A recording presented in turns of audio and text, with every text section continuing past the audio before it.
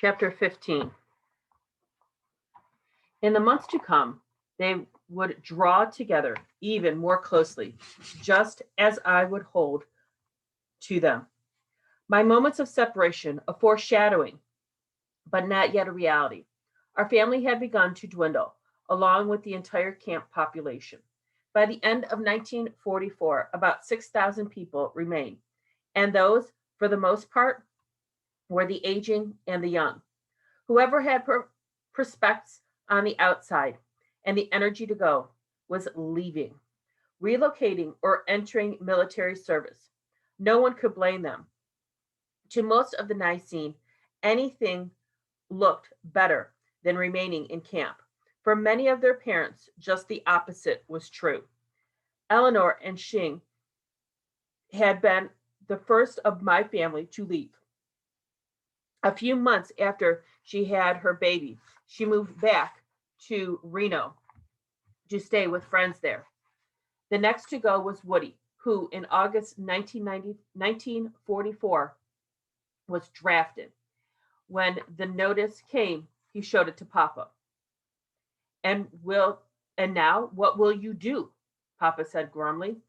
I have to go. What if you refuse to answer the letter? It's my duty. What about those 26 boys from Tuttle Lake who refused to report? The judge in San Francisco ruled that they were right. It was in the papers.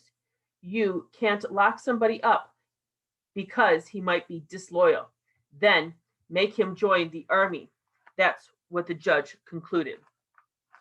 Well, right now, Tom DeHoshi, who used to live over in Block 9, is in jail in Los Angeles for refusing to report for his physical. He was already in jail. Woody blinked, missing the point at first. Then he grinned. Come on, Papa. It's not that bad out here. Not anymore. Then why don't you stay? I'm going to stay for a while until they call me up. They put me in the reserves unit in camp. It could be months. Maybe the war will be over by then. His unit was called up in November. He went down to see them off at the gate. 19 young men in their teens and 20s. Some wearing suits and ties, some, like Woody, wearing overcoats, neck scarves against the cold, carrying satchels, traveling bags, and shaving kits.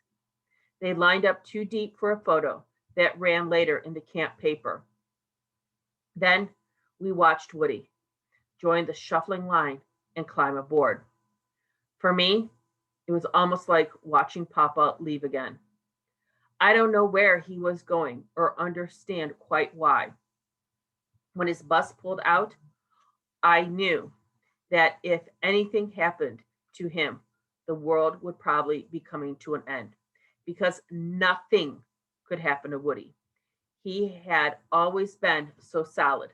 I hugged Mama while we watched the final wave through the window, his mustache lifting above his impish smile, as if we had just pulled a fast one on the world.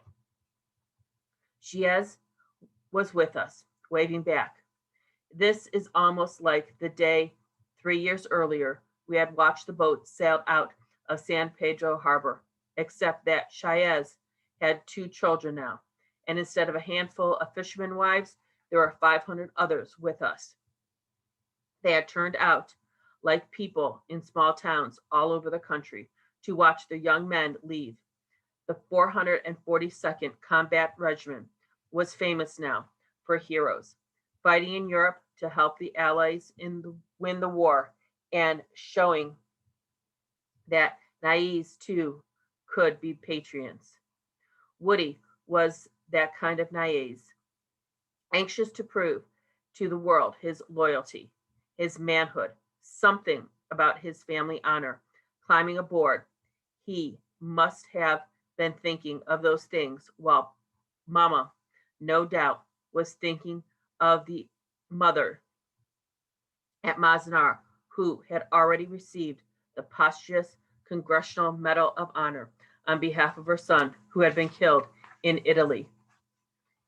In these ways, it was a typical wartime departure, full of profound smiles. Full of proud smiles and half concealed worries. In other ways, it was edged with unique uncertainty. Families were being further torn assured, and those left behind knew no more about their own fate than they did of the loved ones moving on. Would we still be here after the war? Would we be living forever in the summer heat and winter wind of Owens Valley? And if not here, then where? The answer to these questions, when they came, only add to our uncertainty.